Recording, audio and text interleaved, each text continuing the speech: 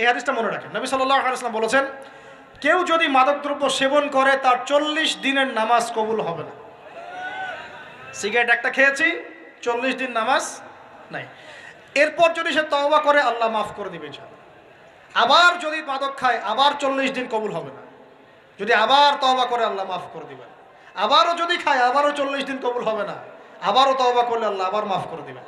চতুর্থবার সে যদি মাদক খায়, আল্লাহ রসুল সাল্লাল্লাহু আলাইহি ওয়াসাল্লাম বলছেন, আল্লাহ পাক কিয়ামতের মাঠে তাকে তিনাতুল খাবাল পান করাবেন। কি পান করাবেন? তিনাতুল খাবাল। সাহাবীরা বললেন, ইয়া রাসূলুল্লাহ, এটা কি তিনাতুল খাবাল? কি?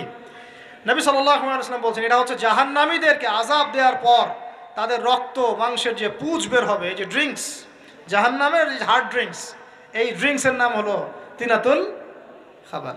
আল্লাহ পাক আমাদের সবাইকে মাদক থেকে বাঁচিয়ে রাখুন। হতাশা মাদক দিয়ে দূর হয়।